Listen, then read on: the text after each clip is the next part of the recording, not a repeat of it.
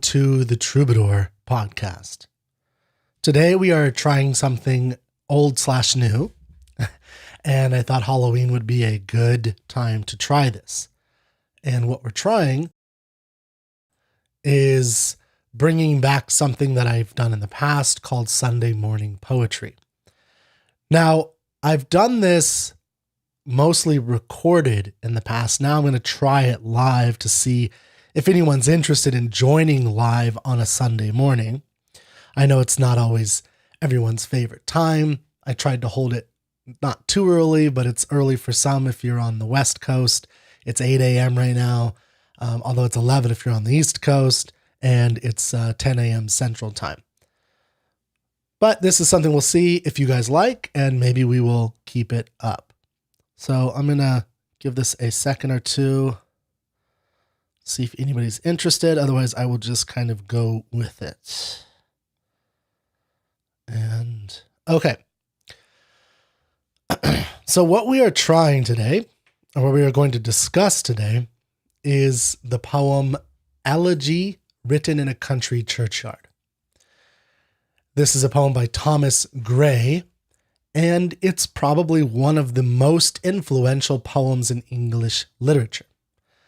And we'll go over why at the end or throughout a little bit, but I really want to not make this purely some kind of educational, academic endeavor and analysis, but a discovery of the meaning and the deeper moral institution of poetry and this poem in particular. So let me start off by explaining why I chose this poem for Halloween.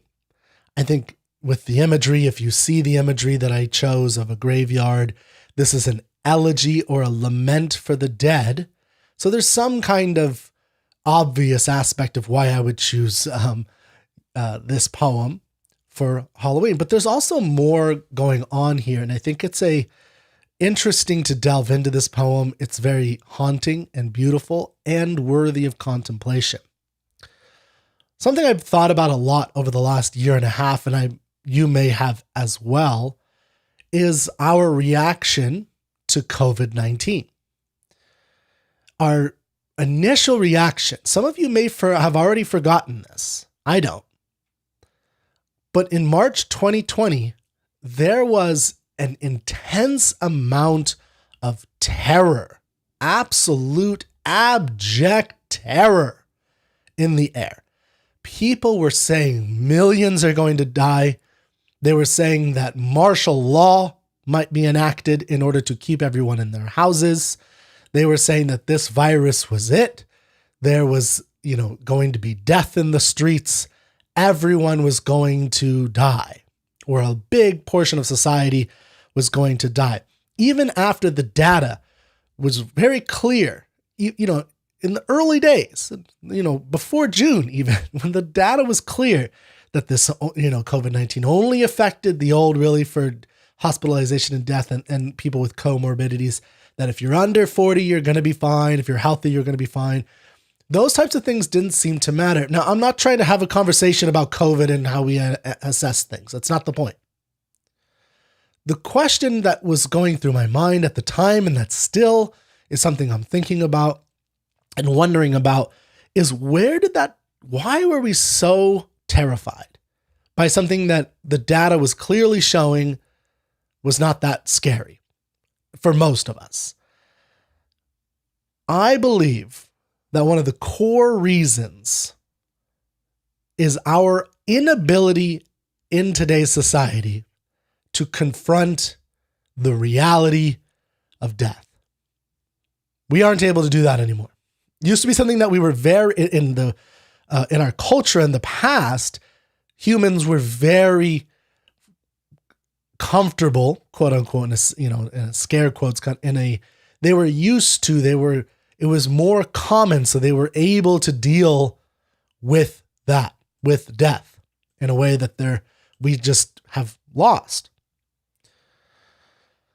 I think in our era, we kind of understand that one day you will die, that one day I will die, that one day everybody you know will die. I think we, on some small level, we kind of maybe think that, know that, as some kind of truth. Most of us don't really believe it. I don't think we really grapple with the reality of that is an unchangeable reality. It's an unchangeable reality, despite all the technology, that you will one day die. Even with life extension, which I hope will happen, even with all those things, there will not be immortality. That is not going to happen. And so most of us have this kind of pushing away of death and not thinking about death, not grappling with it. We don't want to deal with it. And then, there you are one night, lying alone, trying to sleep, when death creeps into your room. Now, I don't mean that death with a sickle comes and kills you and that you die. That's not what I mean. I mean the concept of death comes into your room and enters into your thoughts. Now, you may turn to your phone and you may distract yourself as you don't want to think about it. You may turn on your TV. You may go for a walk. You may do a lot of things to get out of thinking about death because you don't want to do it. You may say to yourself things like, I'm too young. Why do I really need to think about death today? I just want to go to sleep. I got work tomorrow. I don't want to deal with death today. I'll wait till I'm older to, I'll think about it later in life, right? It's natural to think about it when you're in your 80s and your 90s and you're on the doorstep of death, whatever, I'll deal with it in the nursing home. After all, I'm only 27. I'm only 39. I'm only 44. I'm only 57. I'm only 63. Keep doing that math. I'm only 82, right? And this is, some people I'd be willing to bet, even at this point, are tuning out. You can't handle it. You got to go. You got to get out of here. Kirk's talking about death. Can't do it.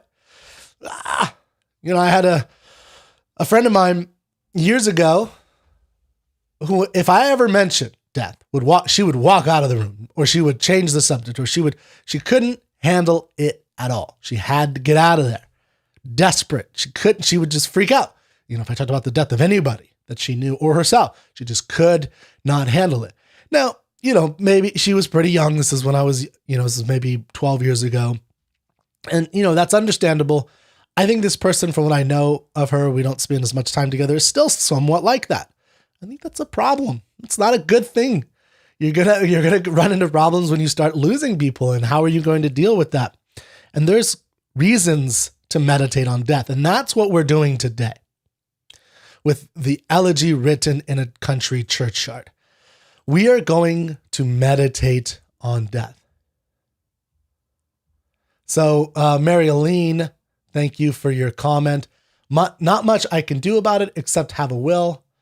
I don't agree with the last statement, so I'm going to leave that one alone. But not much you could do about it except have a will. That's true. There's not much you could do about the inevitability of death. But there are, and I think Thomas Gray will argue, there are reasons to have, to talk about death and to think about it and to meditate on death. Thank you, Mary Aline, for your comment. In ancient Rome, they had a term, memento mori. In Latin, basically, it means remember that you too have to die. Remember that you're going to die. Remember that you have to die. For all of human history, this was a very real idea. Death was all around. And we've luckily gotten out of that, and we'll talk about that in a minute. But now I'm rewatching this show that I really like. It's an HBO show called Rome, where I think in this show and in other shows that sometimes that capture ancient life and life before the Industrial Revolution, this show Rome captures this idea hauntingly well, or beautifully well. None of the characters in that show, and go watch it if you haven't seen it. It's well done. It captures the essence, I think, of life at that time. None of the characters want to die, but all of them have a much more cavalier perspective about death than we do, a much more accepting perspective, even their own impending death. There's a scene that always sticks in my head in season 1 where the niece of Julius Caesar is hosting a dinner party in her very nice Roman house when a mob of Pompeian supporters, Pompey is the enemy of Caesar at this time, and they're at war. A bunch of them are coming to her door. They're trying to knock down and break into her house to do God knows what. They all assume rape, torture, and kill them. And so this niece of Julius Caesar begins to casually arrange for everyone in the household, everyone at the dinner party, even people who just happened to be there, right? There was a dinner party. They didn't know this was going to happen, so they were just kind of hanging out.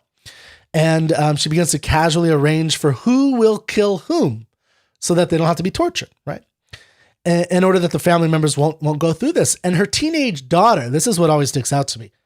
Her teenage daughter, who's had been married, so it's teenagers in Roman times, so she's kind of a young woman, does not want to be killed by her mother. She doesn't want her mother to slit her throat because she is mad at her mother.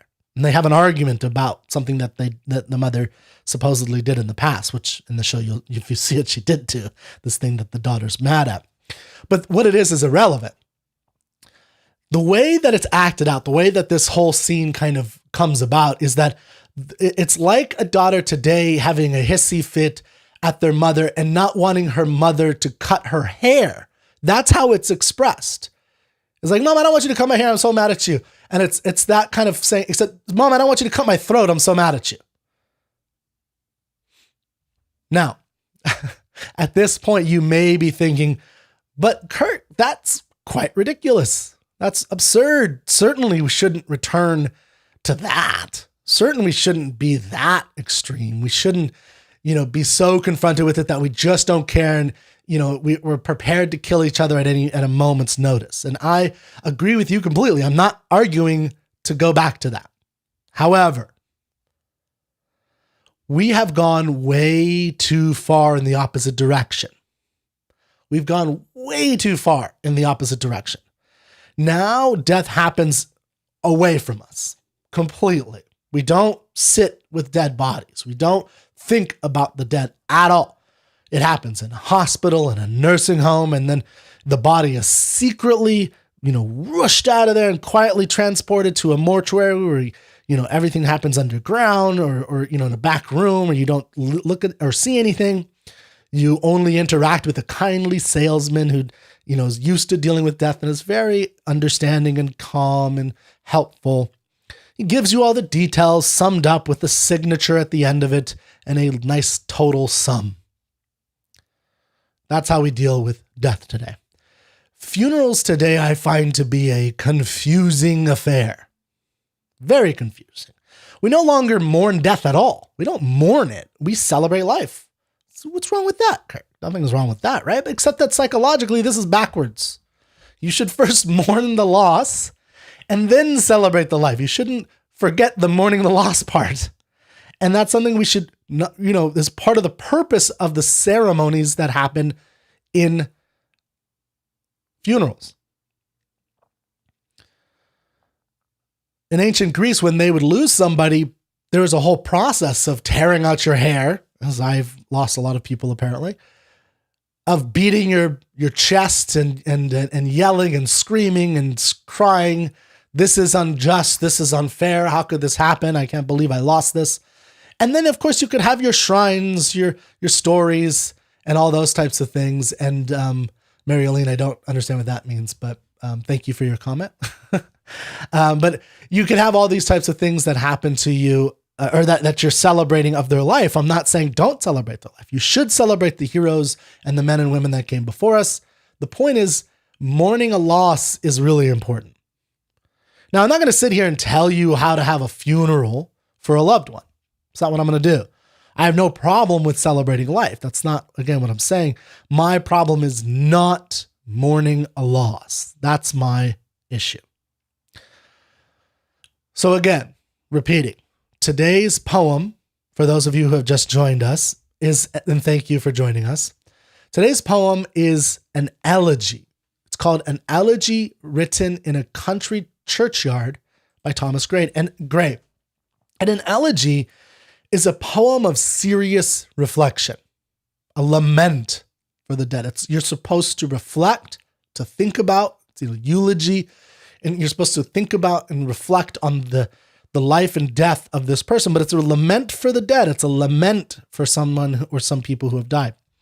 Now, I want to just briefly, Thomas Gray is a mid-18th, early mid-18th century, that's 1750s. This poem was written in 1751 or published in 1751. It's a very important and influential.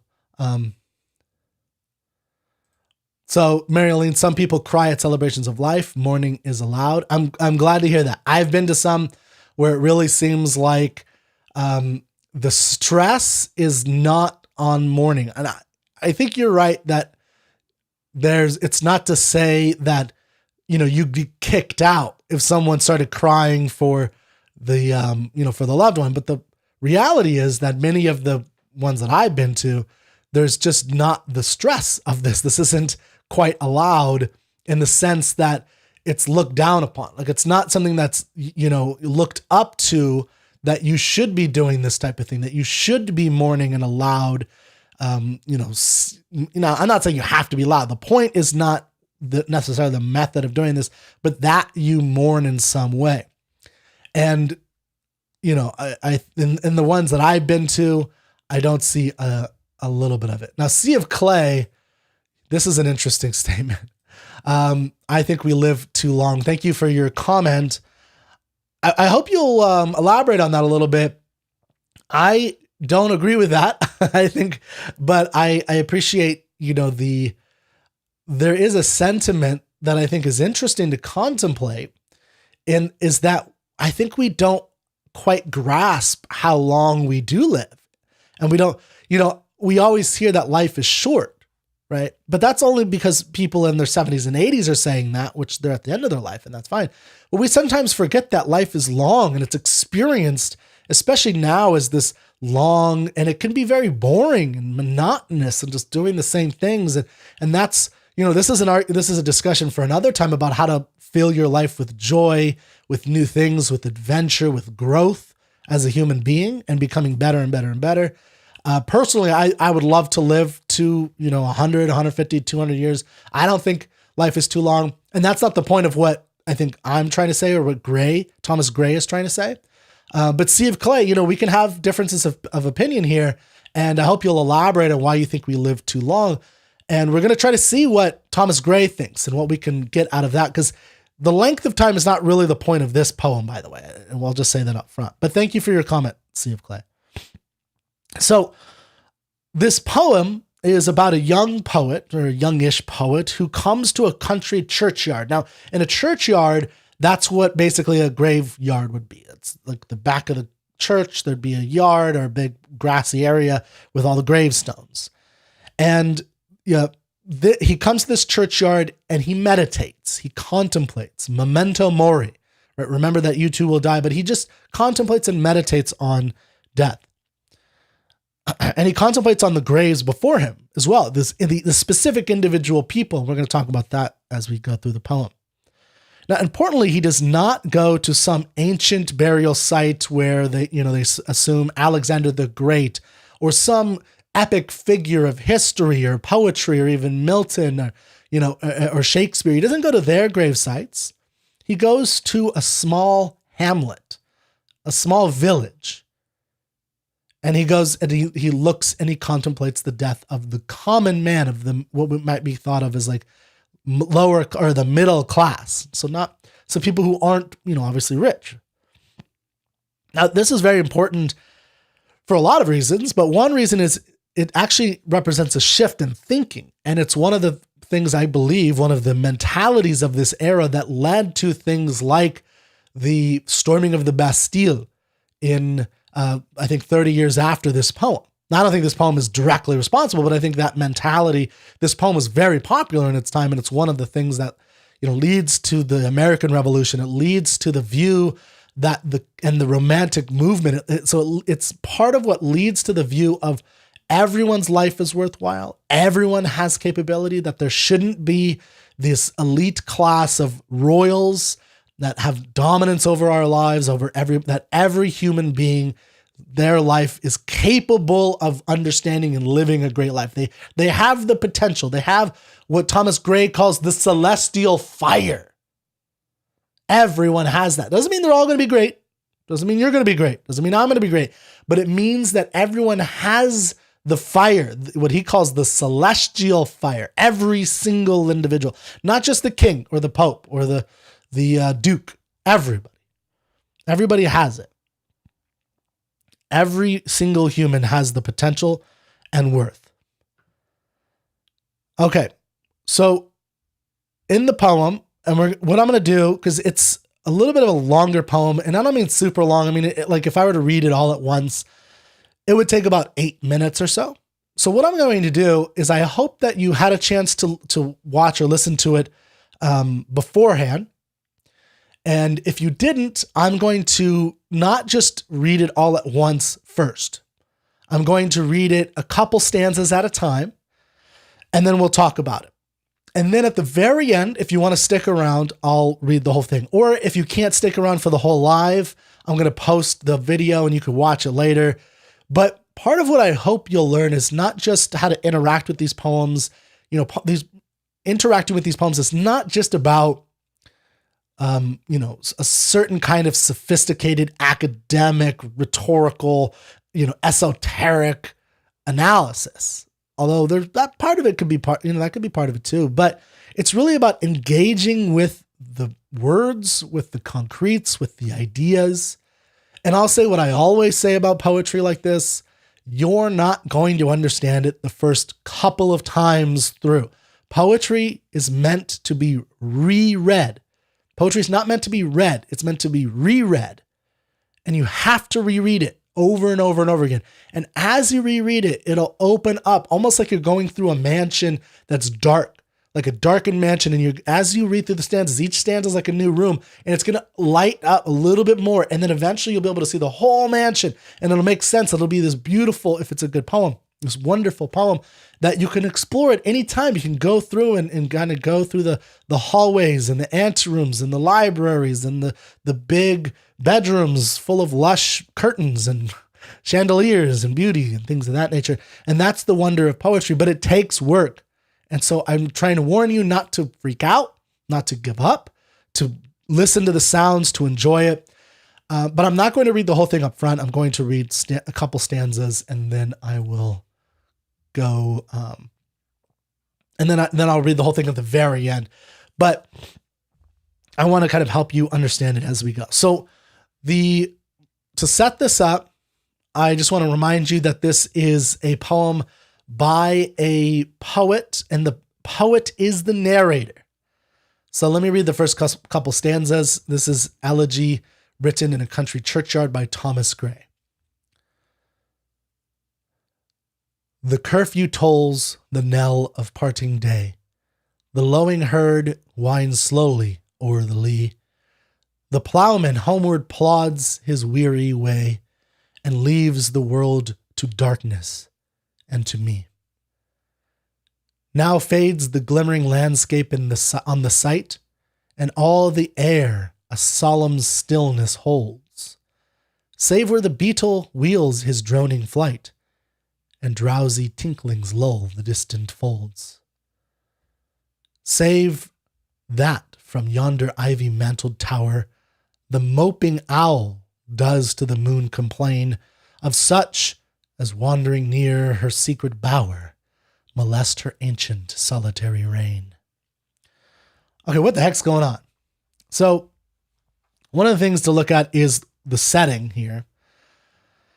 So the setting is the curfew tolls. So a curfew, you may not know what your mom might have given you a curfew, but a curfew was a very serious thing long ago. There would be a bell. Everyone should go home. This is how you organized your life. Essentially, you organized your life around the bell. Not everybody had Apple iWatch or Apple Watches on them and clocks everywhere. So you had to rely on the town bell often. You couldn't just look down at a watch. People didn't have that. So they lived and died by the knell of the parting day. So the poet starts, and this is from think of this as a young poet, just to picture a young man, picture him in his 30s, in a graveyard saying these things, and he's narrating this whole thing to you, basically. And it says, the curfew tolls the knell of parting day. And a knell is just the sound of a bell, onomatopoeia thing, right? Where it's the sound sounds like a bell, knell, bell, knell, like the curfew tolls the knell of parting day. The lowing herd wind slowly o'er the lea. Lea is like a grassy area. The plowman homeward plods his weary way. And even the way, the sound of this, I'm not going to do this with every stanza, but I just want you to get the sense, the plowman homeward plods his weary way. Like, it's got the plodding feeling right in there, right? The plowman homeward plods. And it's got that feeling. So the sound and the, meaning match here, and leaves the world to darkness and to me. And this first stanza is very beautiful, and all the stanzas, I think, he's setting up this scene. Now fades the glimmering landscape on the sight. So he's explaining to you in concretes. He sees this cow leaving. He sees this farmer, the plowman leaving, and then darkness. And it's also representative of of death. It's also representative of death. The darkness, and to me, now fades the glimmering landscape on the sight, and all the air a solemn stillness holds. Right? Again, also representative of death. Save where the beetle wheels his droning flight, and drowsy tinklings lull the distant folds. So again, he's this idea of the glimmering. It's his consciousness grappling with these concretes. It's almost like the nature is kind of at work on his mind a little bit. Now fades the glimmering landscape on the sight, right? So he's losing his ability to see everything, and all the air, a solemn stillness. So he's setting this tone of stillness, of meditation, of calm. But there's a beetle. The beetles don't care what he's doing, droning in flight, right? Nature still goes on. It's still going on, but his calmness and drowsy tinklings lull the distant folds. Save that from yonder ivy-mantled tower, the moping owl does to the moon complain, of such as wandering near her secret bower, molest her ancient solitary reign. So save that from yonder over there, right? Save that from yonder ivy-mantled or covered tower. So there's this big tower somewhere over there in the graveyard. And he sees this owl by this or on this tower that complains of such, of him standing there and of this person interfering, wandering near the owl, her secret bower, right? A little shady area under a tree, or the place where this owl is, molesting her ancient solitary reign. So this person is remaining in the area of this nature, and nature has a kind of consciousness here. It has, this means something to the person, to the owl, and this owl represents nature in a sense. Beneath those rugged elms that yew trees shade, where heaves the turf in many a moldering heap, each in his narrow cell forever laid, the rude forefathers of the hamlet sleep. The breezy call of incense-breathing morn, the swallow twittering from the straw-built shed, the cock's shrill clarion, or the echoing horn, no more shall rouse them from their dead, from their lowly bed. So beneath those rugged elms, so we set up this scene, right, where we're at this graveyard, or this poet's at this graveyard. He's interacting with nature, but everything's calming down because his mind is calming down. But nature's judging him in a sense, right? This owl that's been there for thousands of years, right? It represents all of nature, and it's this old. Think of the talking trees in Lord of the Rings, like they are kind of like representative of nature. But in this case, it's the owl. This is before J.R.R. Tolkien, of course. And they're saying, then all of a sudden he gets in that meditative sense, and he says, and he thinks, look, beneath those elms, those rugged elms that yew tree shade, where heaves the turf and many a moldering heap. Like think of a moldering heap of a grave, right? Like if you picture a grave like in a cartoon, you might think like there's a gravestone and then there's like this heap of dirt. That's a moldering heap. Moldering, it's filled with or teeming with with earth, each in his narrow cell. Now you might think of prison cell, and that's one way to think about it. But I think here he's meaning just a solitary, like a monk's cell, right? Like just a place that you would be alone. So each of these moldering in these gravestones in his narrow cell forever laid, the rude forefathers of the hamlet sleep, the rude forefathers. Now, he doesn't mean, I don't think he means with rude. He's not saying, they are inconsiderate of other people's, things. I can't think of the word, but what he means by rude is more like unsophisticated, the commoner in a sense, the rude forefathers, these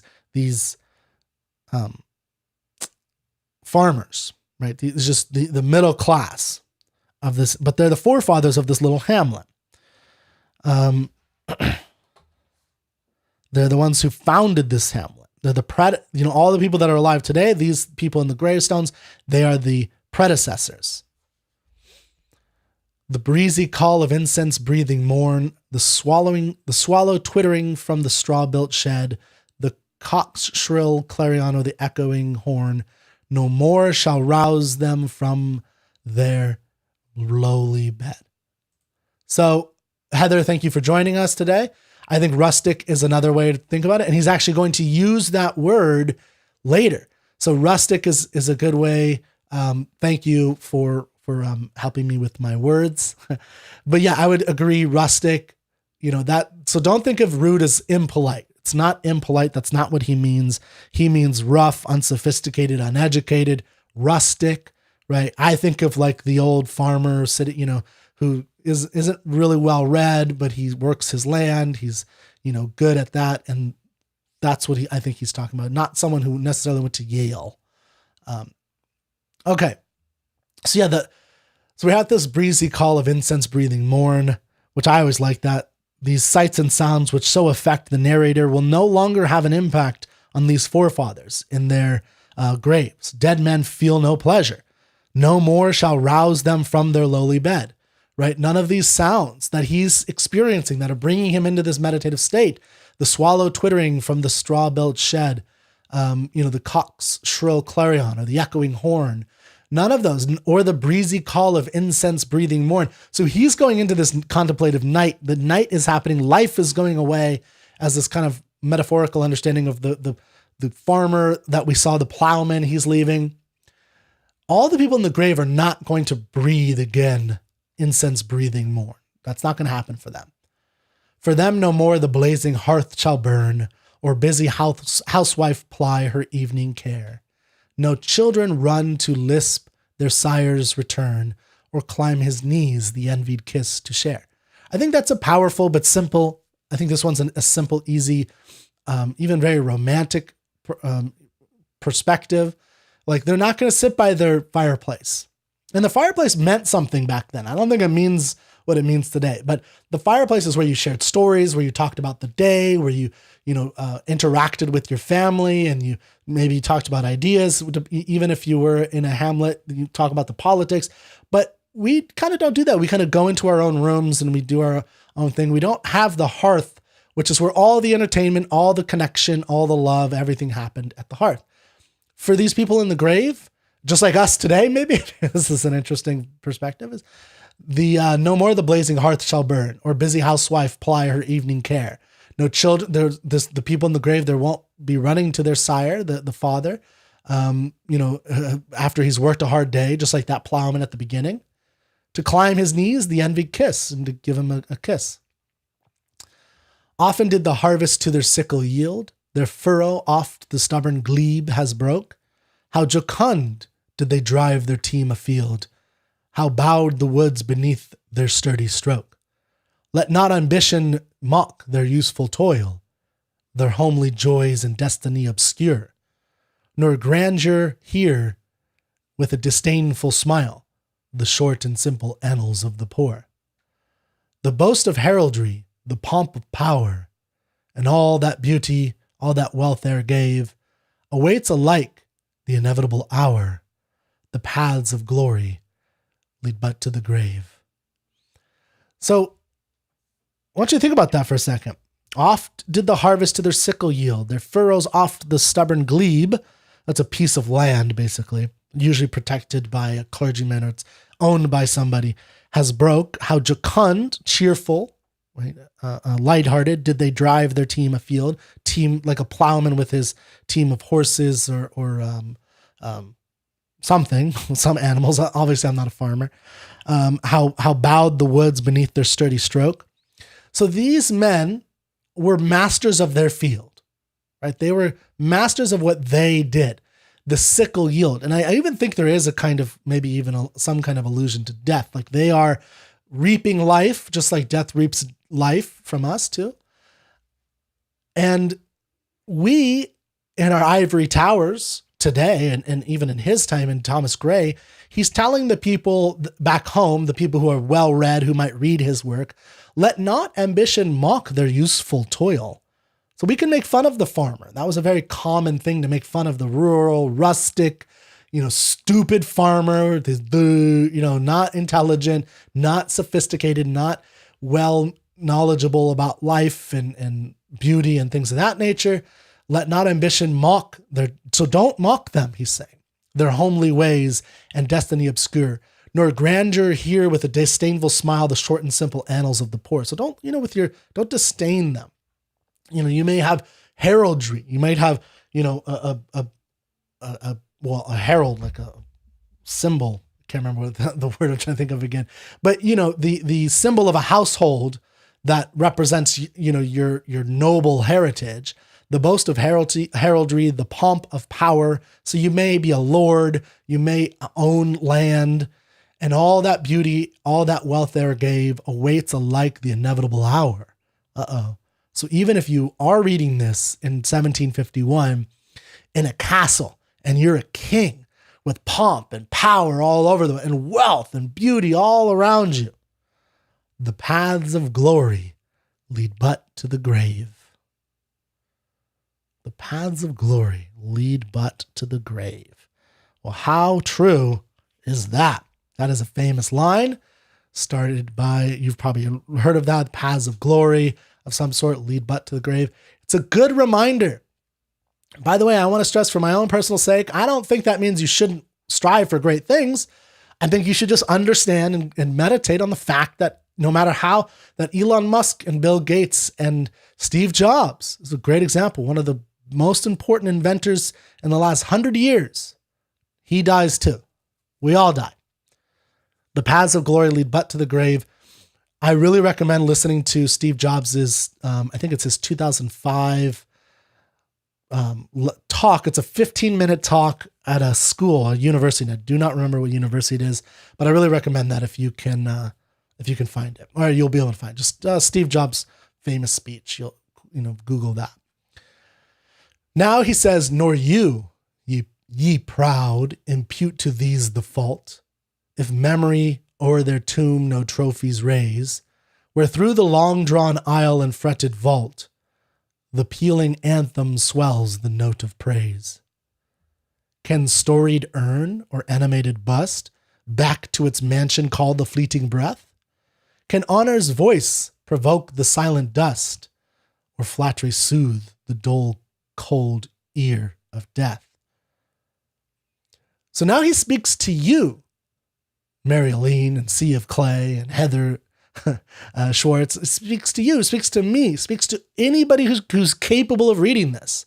Nor you, ye proud, impute to these the fault, impute to these men who are dead in these graves, who are commoner, rustic.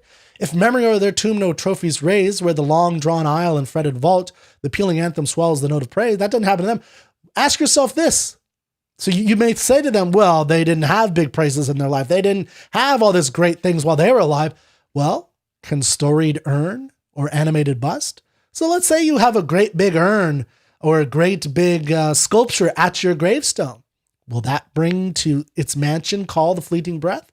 What do you think he means by that? Well, what mansion? Your body. Well, your fleeting breath, the soul. Can having a big statue at your grave bring you back? No, nope, obviously not. Can honor's voice provoke the silent dust? You will be the silent dust one day. So if everybody's praising you, if everybody's saying how wonderful you are, will that bring you back from the dead? Nope. Or flattery soothe the dull, cold ear of death? People talking well of you after your death? That's a good thing. He's not saying don't do that, but he's reminding you that that's not going to bring you back. Once you're gone, it's inevitable. You're gone. Now he's going to switch tones here a little bit.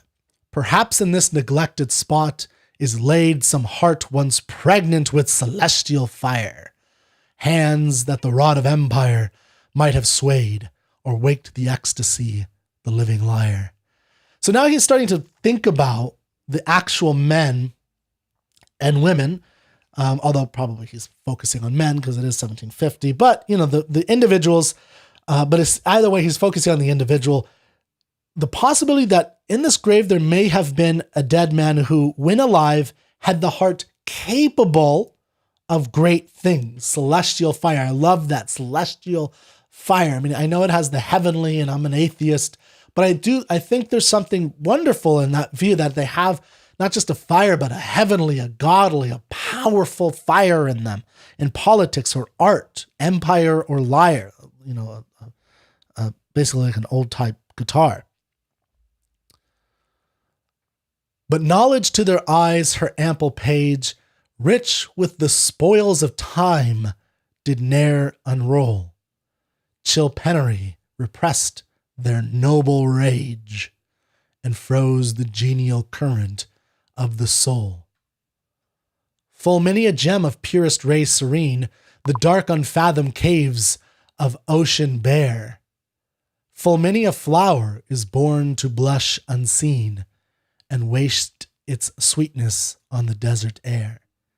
Some village Hampton that with dauntless breast the little tyrant of his fields withstood, some mute and glorious Milton here may rest, some Cromwell guiltless of his country's blood.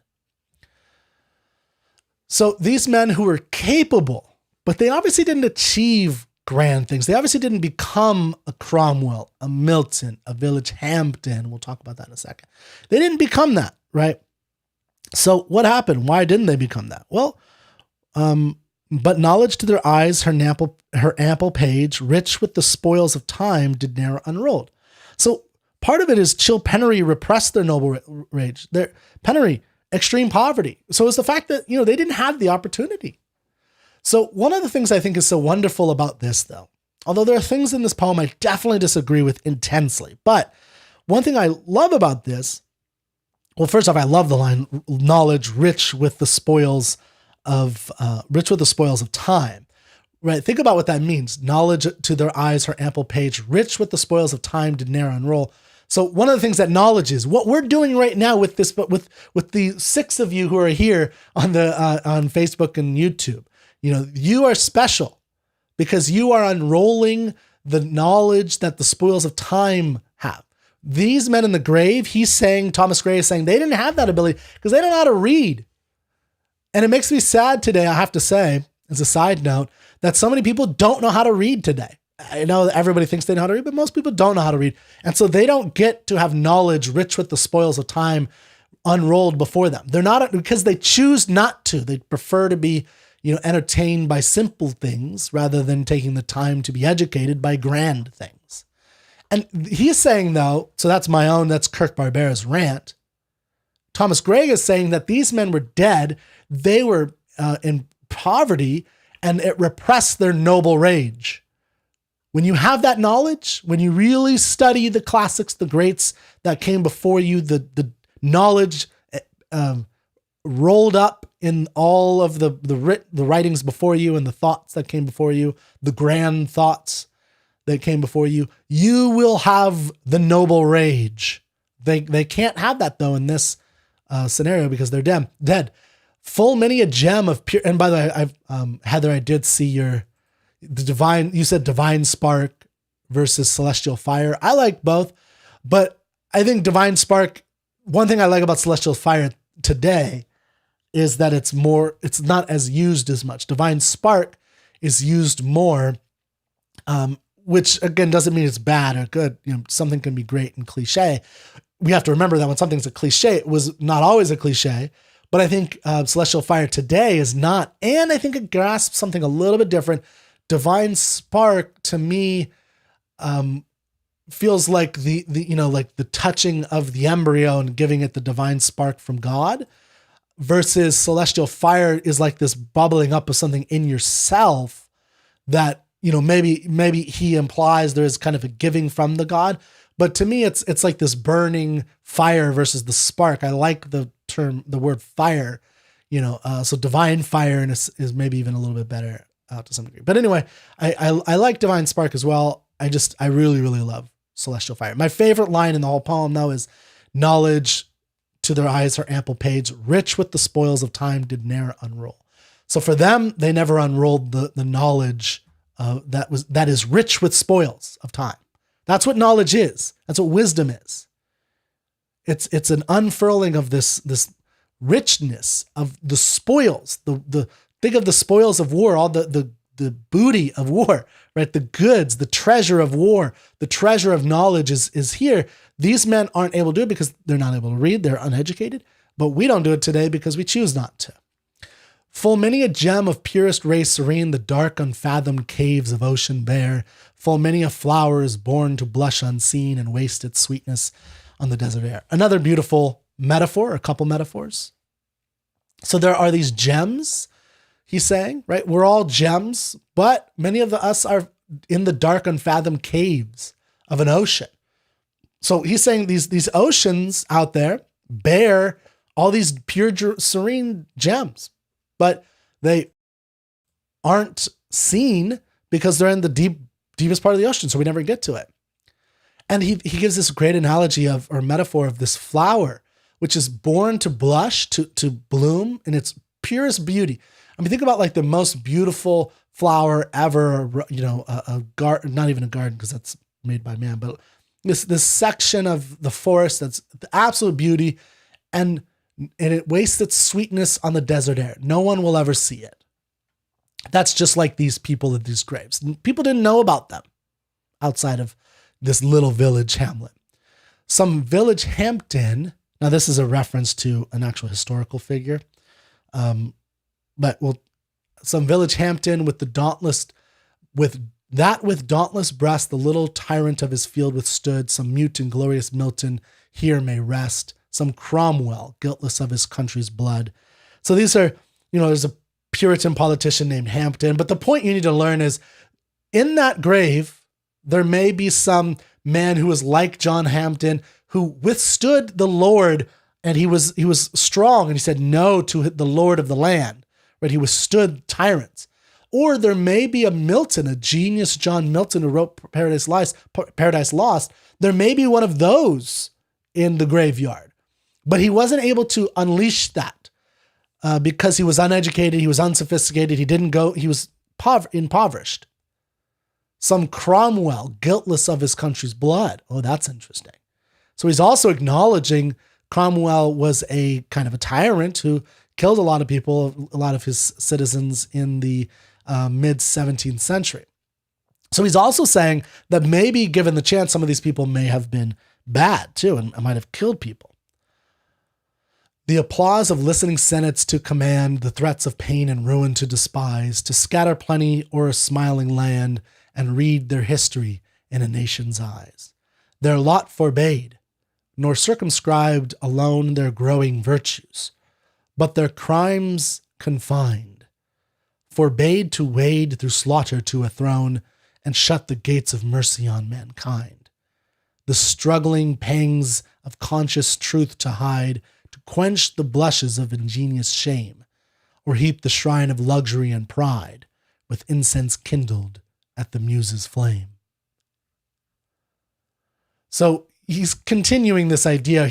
Remember right now he's in a graveyard, imagining these people who are possibly this is what was open to them, but their lot forbade that they would become a Cromwell, a Milton, or something else, right? Their lot on earth, right? They're what they were given, nor circumscribed, which means restricted within limits of some sort. Nor circumscribed alone their growing virtues.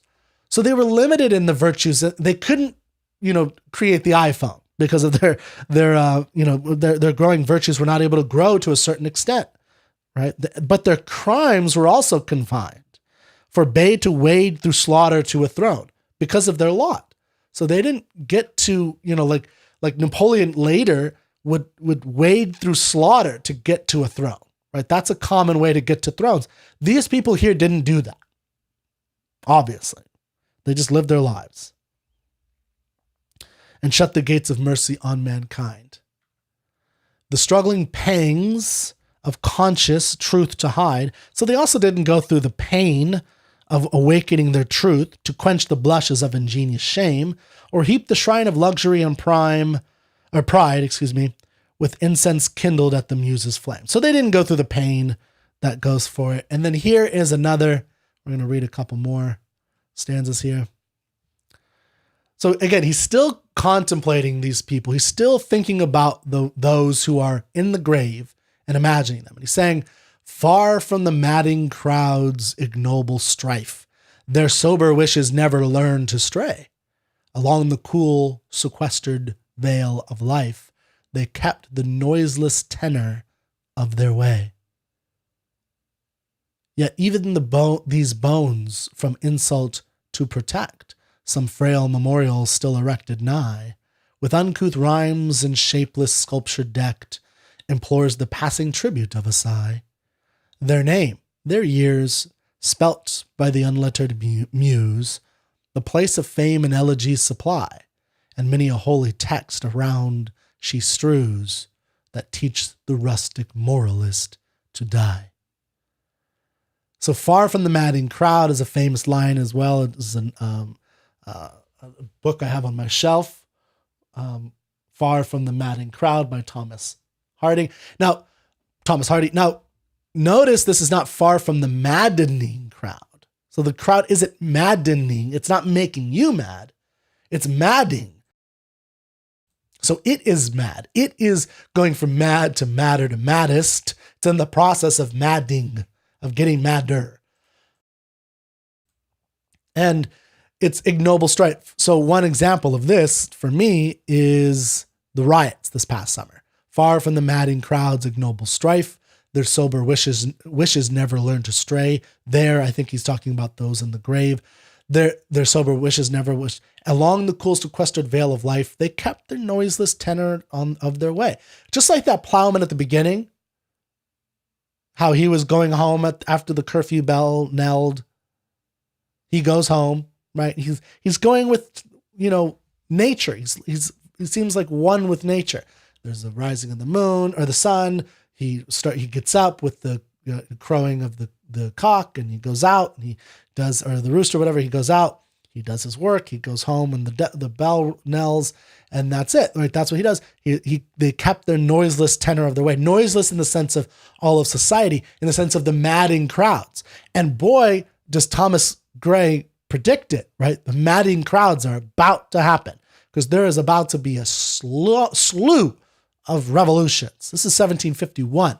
So we're going to get the 1789 revolution, or the 1776 of America, the French Revolution, the Haitian Revolution, just revolution after revolution after the madding crowd is about to hit hard. Yet even these bones from insult to protect, some frail memorial still erected nigh, with uncouth rhymes and shapeless sculpture decked, implores the passing tribute of a sigh. I like that. So even these bones, they can have some frail little memorial erected nearby with uncouth rhymes, some, local poet who's not very good at it, not the best, I think, and maybe not the best sculptor in the world. We don't have a Michelangelo in this Hamlet, really. At least he hasn't been able to get there. And he put something, and what he puts on that grave is imploring a sigh, a tribute, a thought, worthy of contemplation, which is what Thomas Gray is doing. Their names, right on a gravestone, their years, you would write they were born in 1702 and they died in 1742.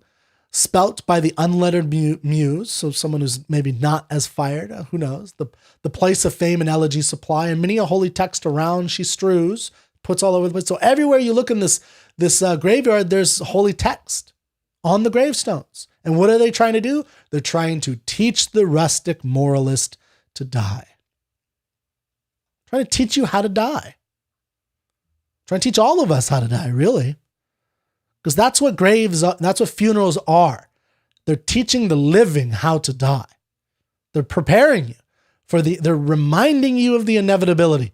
Now, you know, we could talk about this if anyone's interested later, but that doesn't mean that you have to live a sad, pathetic life. It's just, it should be an uplifting thing that you have one life. Do something with it. For who to dumb forgetfulness a prey, this pleasing, anxious being, ere resigned, left the warm precincts of the cheerful day, nor cast one longing, lingering look behind. On some fond breast the parting soul relies, some pious drops the closing eye requires. Even from the tomb the voice of nature cries, even in our ashes live their wonted fires. So who's never, thought about being forgotten or does not want to, at the end of their life, even if they are calm and capable and they've lived a good life, that they don't look behind them with some longing to them, right? I think that everybody does it. They left the warm precincts of the cheer. That means to die, to leave the warm precinct. That's what we do when we die. I'm in a warm precinct right now, a warm area in my room. One day I'm going to be here and I'm going to be dead.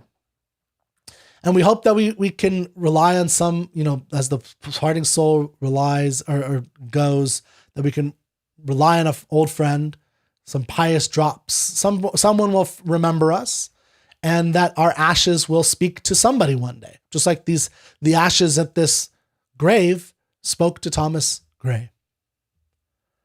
For thee, that's you, for thee, who mindful of the unhonored dead, dost in these lines their artless tale relate. If chance, by lonely contemplation led, some kindred spirit shall inquire thy fate.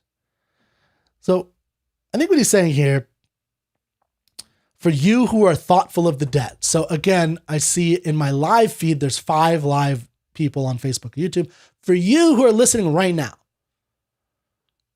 you are contemplating the unhonored dead. He's contemplating some people who died before him, and this is 1750. So Thomas Gray is dead. So this whole process is you contemplating dead men, contemplating other dead men.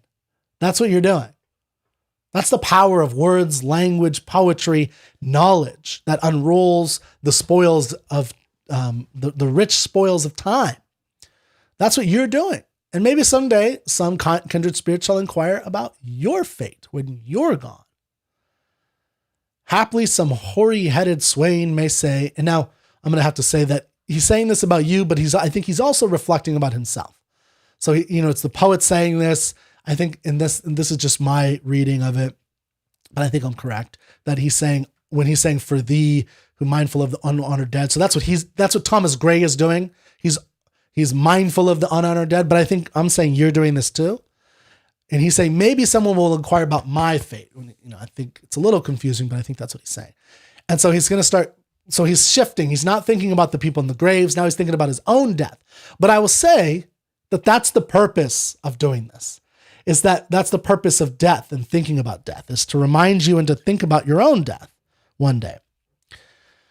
Haply some hoary-headed swain may say, quote, oft have we seen him at the peep of dawn, brushing with hasty steps the dews away to meet the sun upon the upland lawn. So actually, I think he's talking about not necessarily just himself. So I think it might be a little broader. He might be talking about just some person worthy of honoring the undead. So let me rephrase what I said a minute ago. Because he's saying for thee, who mindful of the unhonored, so it's some person, maybe himself, maybe you, maybe some individual. For thee, for you, who mindful of the unhonored dead, dost in these lines their artless tale relate. If chance by lonely contemplation led, some kindred spirit shall inquire about you. Maybe they'll say, happily, but by perhaps some hoary-headed swain, some country person with the white hair, may say, quote, oft have we seen him at the peep of dawn, brushing with hasty steps the dews away, right? So he's walking, and so if you think about a trail, picture a trail in the dewy lawn, to meet the sun upon the upland lawn. There. Yes, I think it's something like that. Thank you, Heather. I think it kind of goes from general you to talking about himself. So I think there's a kind of mixture. He doesn't say me, but he's also talking to you. But it's this. This is a little bit of a confusing poem, but it does. That's why you have to read it a couple times to really get a sense of what he's trying to do here. But just picture a person for a moment, just a person that is being seen by another person who maybe, someone in the village. So you have a village and they're, being witnessed by someone. Oft have we seen him, this person who's mournful of the unhonored dead. Oft have we seen him at the peep of dawn, brushing with the hasty steps the dews away, to meet the sun upon the upland lawn. So he's going up to the lawn. There at the foot of yonder nodding beech, it's tree, there at the foot of yonder nodding beech, that wreathes its old fantastic roots so high, his listless length at noontide would he stretch, and pour upon the brook that babbles by. Hard by yon wood, now smiling as in scorn, muttering his wayward fancies he would rove, now drooping woeful wan, like one forlorn, or crazed with care, or crossed in hopeless love. So again, more mentioning of this person who's, foot of yonder nodding beech. That's a great image. You can think of this beech tree, this Beechch tree. So it's a big tree. He's under it. This man that we're picturing in our minds.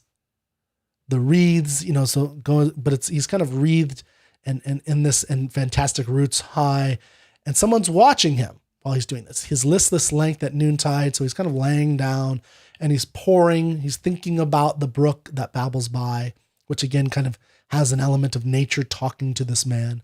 Hard by yon wood, now smiling as in scorn, muttering his wayward fancies. So he's scorning something. He would rove around, now drooping waeful wan, like one forlorn. So he has a life. He goes back and forth. He has fancies. He is wayward. He's all over the place. Or crazed with care, crossed in hopeless love. A whole life that you could watch. This man who goes under this nodding beech. I really love that image of a nodding beech. Like, it's got a human element to it. Now this person is still talking. One morn I missed him on the custom hill, along the heath and near his favorite tree. Another came, another day, nor yet beside the rill, the little waterway, nor up the lawn, nor at the wood was he. The next with dirges due in sad array, slow through the churchway path we saw him borne. Approach and read, for thou canst read, the lay graved on the stone beneath yon aged thorn. So again, now I think he's kind of merging into his own epitaph that he's going here. So I think the person could be him. It could be you. It could, him as in the poet, but he's imagining this person. And then one morn, this is all in quotes. So I think what the poet is doing, excuse me, what Thomas Gray, the poet, is doing, is he's kind of picturing this person. It could be him. It could be you. It could be a lot of people. And then someone in the village would say, one morn I missed him on the custom hill. So I didn't see him out there. This person that I've seen all his life, along the heath and near his favorite tree. Another came, another day, nor yet beside the rill. He doesn't go by his waterway, nor up the lawn, nor at the wood was he. I haven't seen him anymore. Or, one day I never saw him again. The next day, with dirges due in sad array. So it's like a procession for a funeral, slow through the churchway path we saw him born. Well, how do they? And again, there's a play on words here with born, B-O-R-N-E. So also being born. So it's a kind of, he's being born into this new life, or that is he's died and he's being carried in a casket. Approach and read, for thou canst read. And he's talking to a learned crowd. Approach and read the lay graved on the stone beneath yon aged thorn. And here's kind of the epitaph. Very famous. Well, this is all famous, but this is the last part. So thank you all for your patience. Hopefully you're enjoying this. The epitaph. Here rests his head upon the lap of earth, a youth to fortune and to fame unknown. Fair science frowned not on his humble birth, and melancholy marked him for her own. Large was his bounty, and his soul sincere. Heaven did a recompense as largely send. He gave to misery all he had, a tear. He gained from heaven, 'twas all he wished, a friend. No farther seek his merits to disclose, or draw his frailties from their dead abode. There they alike in trembling hope repose, the bosom of his Father and his God. Now, I want you to kind of sit with that one on your own a little bit more, but I will say one of the wonderful things about this poem, and what I think Thomas Gray is doing at the end here, is he's imagining his own epitaph.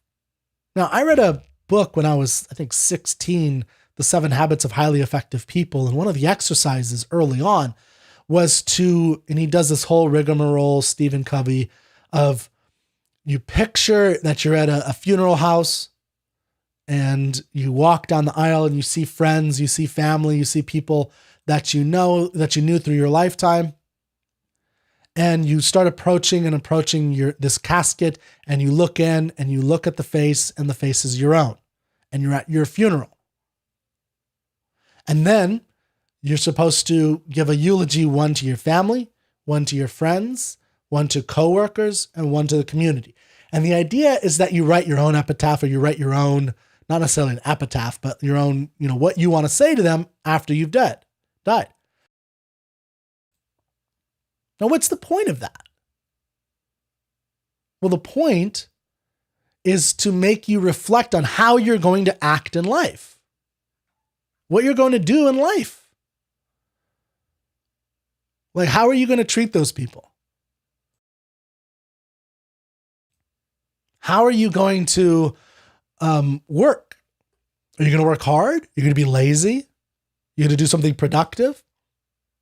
If you watch the Steve Jobs speech, which I haven't seen in years, but the thing that struck me is that he didn't have he does this after he had his first bout with cancer.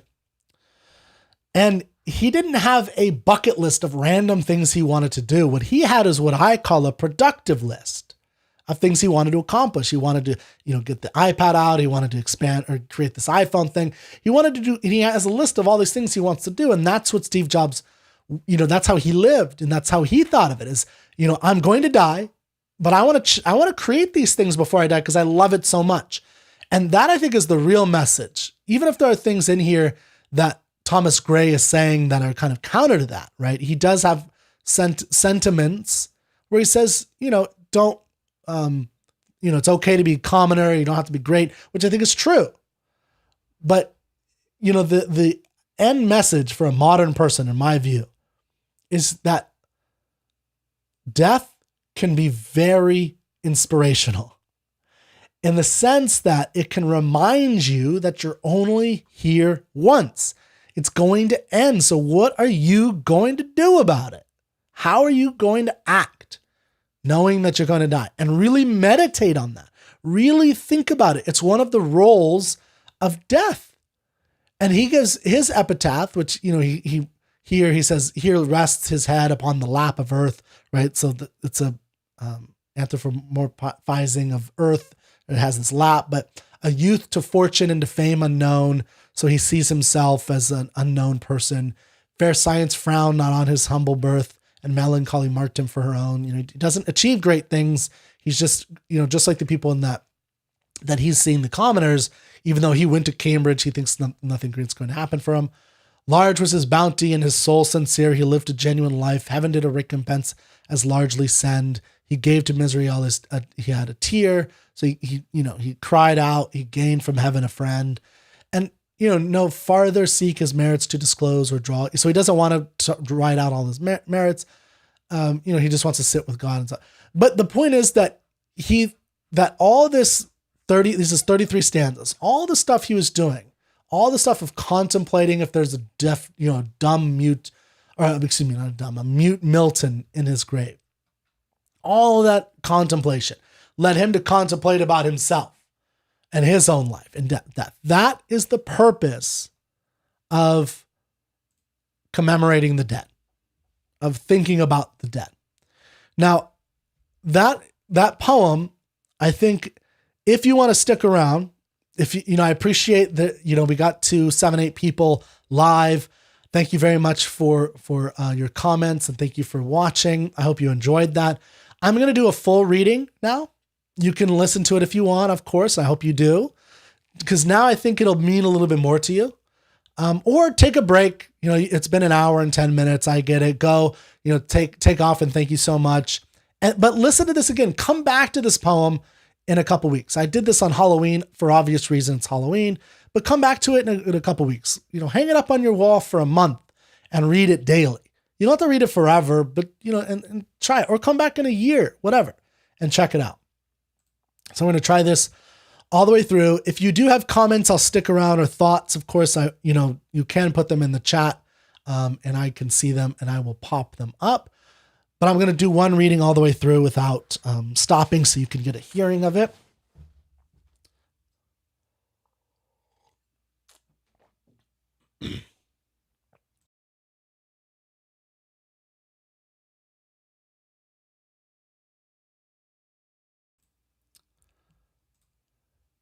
Elegy written in a country churchyard by Thomas Gray. The curfew tolls the knell of parting day. The lowing herd winds slowly o'er the lea. The ploughman homeward plods his weary way, and leaves the world to darkness and to me. Now fades the glimmering landscape on the sight, and all the air a solemn stillness holds, save where the beetle wheels his droning flight, and drowsy tinklings lull the distant folds. Save that from yonder ivy-mantled tower the moping owl does to the moon complain, of such as wandering near her secret bower molest her ancient solitary reign.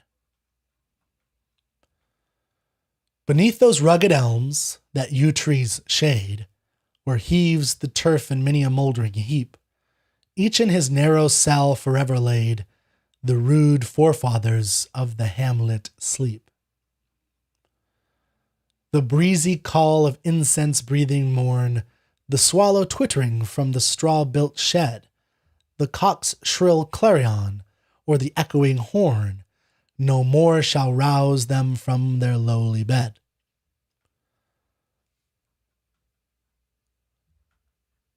For them no more the blazing hearth shall burn, or busy housewife ply her evening care. No children run to lisp their sire's return, or climb his knees the envied kiss to share.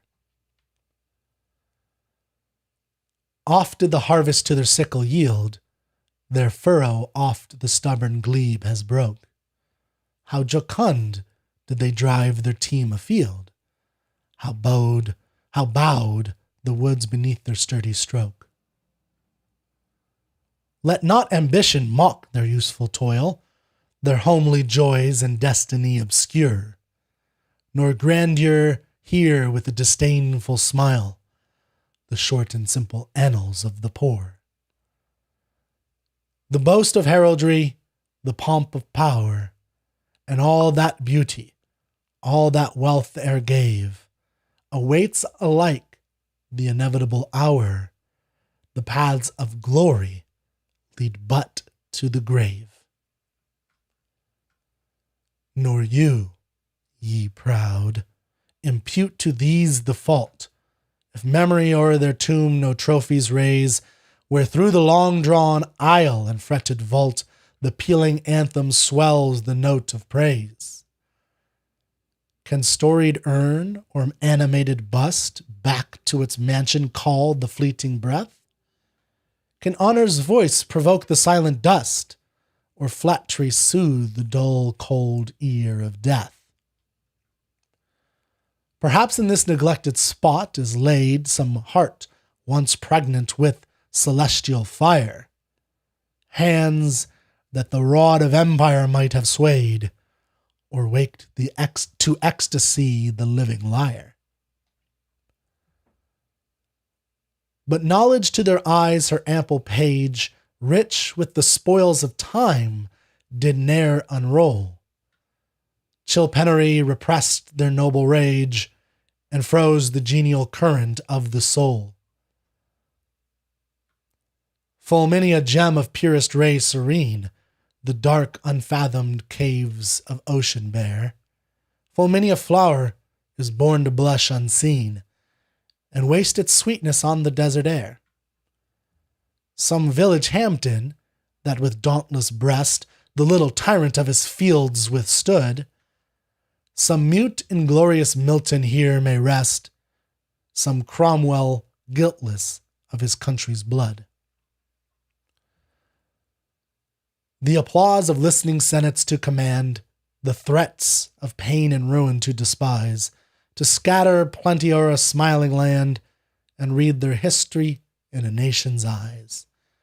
Their lot forbade, nor circumscribed alone their growing virtues, but their crimes confined, forbade to wade through slaughter to a throne, and shut the gates of mercy on mankind.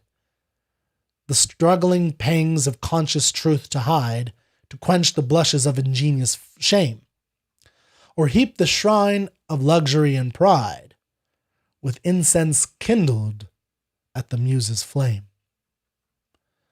Far from the madding crowd's ignoble strife, their sober wishes never learned to stray.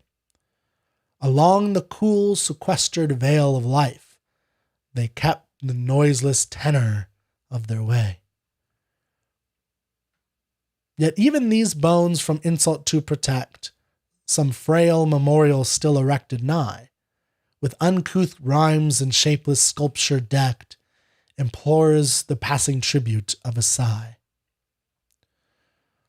Their name, their years, spelt by the unlettered muse, the place of fame and elegy supply, and many a holy text around she strews, that teach the rustic moralist to die. For who to dumb forgetfulness a prey, this pleasing anxious being ere resigned, left the warm precinct of the cheerful day, nor cast one longing, lingering look behind. On some fond breast the parting soul relies, some pious drops the closing eye requires. Even from the tomb the voice of nature cries, even in our ashes live their wonted fires. For thee, who mindful of the unhonored dead, dost in these lines their artless tale relate. If chance, by lonely contemplation led, some kindred spirit shall inquire thy fate. Haply some hoary-headed swain may say, oft have we seen him at the peep of dawn, brushing with hasty steps the dews away, to meet the sun upon the upland lawn. There at the foot of yonder nodding beech, that wreathes its old fantastic roots so high, his listless length at noontide would he stretch, and pour upon the brook that babbles by. Hard by yon wood, now smiling as in scorn, muttering his wayward fancies he would rove, now drooping, woeful wan, like one forlorn, or crazed with care, or crossed in hopeless love. One morn, I missed him on the custom hill, along the heath and near his favourite tree. Another came, nor yet beside the rill, nor up the lawn, nor at the wood was he. The next with dirges due and sad array, slow through the churchway path we saw him borne. Approach and read, for thou canst read, the lay graved on the stone beneath yon aged thorn. The epitaph. Here rests his head upon the lap of earth, a youth to fortune and to fame unknown. Fair science frowned not on his humble birth, and melancholy marked him for her own. Large was his bounty, and his soul sincere. Heaven did a recompense as largely send. He gave to misery all he had, a tear. He gained from heaven, 'twas all he wished, a friend. No farther seek his merits to disclose, or draw his frailties from their dead abode. There they alike in trembling hope repose, the bosom of his Father and his God. All right. Well, thank you very much. Ginger Clark says, gotta go. You're right. Now it means much more. Okay. Well, I'm glad. I hope that helped. I enjoyed doing this. So I've read this poem before a couple times, but I think, even for me and reading it, I gained some insights as I was going, and I that's, you might've caught some of that. So I will also put on troubadourmag.com. I have a blog post for this already established, and I will, this video will be there, but I'm also going to put my notes. I want you to see how I hand wrote, and some of those notes you'll notice if you really pay attention, I didn't really go through exactly, but I just want you to see kind of my process if you're interested. Okay. So if there's nothing else, thank you all for sticking around and watching and listening. Subscribe to Troubadour Mag. We have if I can plug my print magazine, you can go buy one for $15, or you can, just listen to the podcast. We're on Spotify and everywhere else. So thank you. Happy Halloween. Ginger couldn't leave. Well, thank you, Ginger.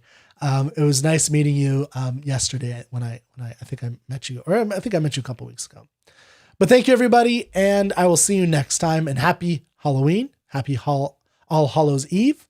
Thank you, Heather. I enjoyed your comments especially. Thank you for helping me with some of my words. We do that in the Literary Canon Club. You have that for me as well. So maybe I will do this again. It seems like there were people. Okay, wait, we do have a question. Okay, Ginger. So we have a question. I'll definitely stick around. For those of you stick around if you want to. My part is mostly done, but I'll answer any questions if anyone's interested. I'm happy to answer questions. That's why I do this. So what's your question? What do we got? I won't wait too long, but again, because I don't want the, whatever. I'm here for you. What do you got for me, Ginger? I'll talk a little bit more maybe while I'm waiting. And if anybody else had any thoughts, tell me, what'd you think? One of the things that's interesting about poetry is not just the meaning of it always. It's also the feeling and the experience. So this whole thing, and what I was trying to get you to understand is, I was trying to get you to understand the meaning of the words, which helps, but also the feeling that he's trying to evoke. And you need to do the work of seeing and imagining what he's doing. Okay, Ginger Clark, what do you got? So that's one of the values of literature and poetry. That's one of the things that words can do. Words can do that for you, but it, again, it takes some work. So did anybody have any favorite lines while we're waiting? So there's a lot of favorite lines. I mean, there are lines that are this poem has been so influential. It influenced William Blake. It influenced William Wordsworth. It influenced Alfred Lord Tennyson. I mean, you'll even see now fades the glimmering landscape on the site. I mean, he literally pulls certain lines and words for like Ulysses and other poems later on. This idea of molest her ancient solitary reign. And one of the things I didn't talk about is, why the sentiment is really changing at this period. So 1751, when this was published, is 19 years before the birth of William Wordsworth. And William Wordsworth is usually a good marker for the beginning of, and really I would say 1798 when he published Lyrical Ballads with Samuel Taylor Coleridge, the beginning of the Romantic movement. Okay, so let's see and we'll talk about if anyone's interested in the beginning of the Romantic movement and how Thomas Gray had an effect on that, and a big effect on that, like a major one.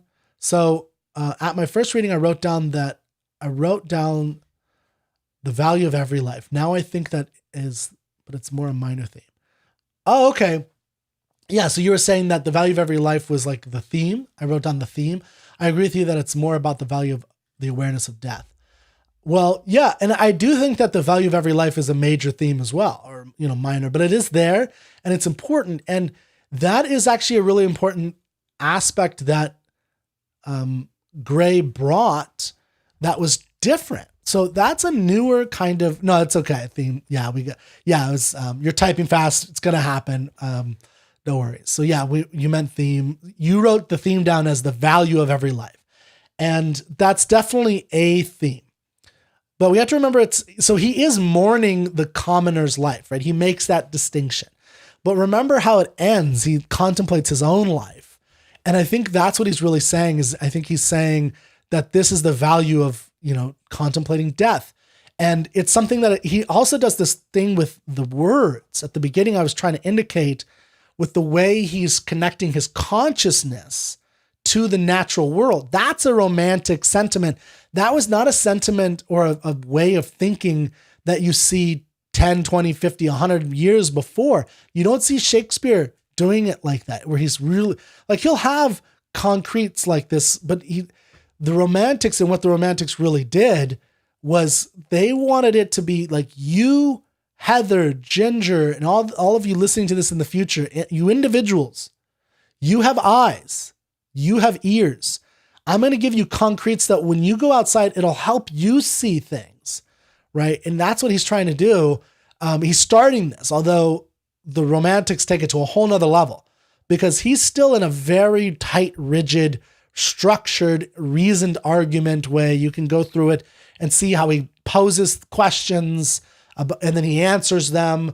And this goes back to Shakespeare, and this goes back to so this is a kind of neoclassical. He's still in this like Augustan neoclassical mentality, but he's also approaching this new romantic individualism. This idea that every life has celestial fire. That is a new idea. I want to stress that. People did not think that the farmer, that's why they would make fun of them and think of them as, low rustics. Only kings and noblemen and noble women were capable of the celestial fire. He's saying that person in the grave is capable of it. So your theme of the value of every life is part of it, or is a major part of it. And you're correct, Heather. In that. Okay, so Ginger, are you getting anything here? Because I can definitely keep ranting, but I don't want to go on forever. But so that's the main thing I wanted to get across about the value of this and what we underestimate how powerful that idea is. The idea, which always starts with the poets. The poets do it first. There were people in the early 1700s who were intellectuals and philosophers who were writing it. So maybe we could say the philosophers did it and then the poets kind of transmit that to the public. All right, I'll concede to the power of philosophers. So there were philosophers that were starting to talk about the beginning, this idea that everyone is capable, not necessarily that they will be great, but they're capable of understanding, they're capable of reason, they're capable of knowledge, they're capable of appreciating beauty. That is so new. Again, I can't stress enough, in the medieval times, if you're a peasant, you're dumb, driven cattle. You're just cattle to everybody, to the noblemen, to the ruling structure. This new idea was picked up by the Romantics. Now, the other idea that was picked up by the Romantics, or some of the other ones, was the focus on nature, and which isn't necessarily a bad thing. Consciousness grappling with nature, which again you see this in this poem throughout, and in a way that wasn't before. And before it was more illusions. There was big anthropomorphizing of things, and it's not quite the same. Where it's like, let's just look at concrete nature. Like, let's just look at the plowman as he plods home, his weary way home. The other thing is this view that he has, and I guess this will be the last thing I say unless Ginger brings up something. But the other thing that he, I think, brings into this is the unfortunate reality of penury, of extreme poverty, as the limiting factor for becoming great. And I think a lot of people later in Romantics will talk about we need, and this was picked up by liberals in the 20th century, this whole theme of, it's poverty that's in the way. And we just need to figure out how to eliminate poverty. And then the way they associated it with is with taking from rich. Right? This is where Karl Marx, the evil villain Marx, comes in. And, so they pick up, because he's right that poverty is, when you're extremely impoverished, you are going to have a hard time reading and having leisure time to think about the death, other than maybe, getting it from a gravestone here and there. So you need some measure of wealth. But what they don't associate with is that it takes this industrial revolution, and this is, happening during Thomas Gray's lifetime as it's starting up. And it's going to build into the 1800s and into the 1900s. So, but I think that focus on penury, extreme poverty, and eliminating that, and then trying to say, okay, we need to get rid of this, and how to do it is to get rid of the rich, or take their money and give it to the poor, because it's not fair, right? That he doesn't say that, but I think that is a logical progression that happens next. Okay. So Ginger, thank you so much. I'm going to go ahead and sign off now. Thank you, everybody. And Ginger, if you have a question and you put it in the YouTube chat or wherever, I will answer it later. All right. Thank you so much.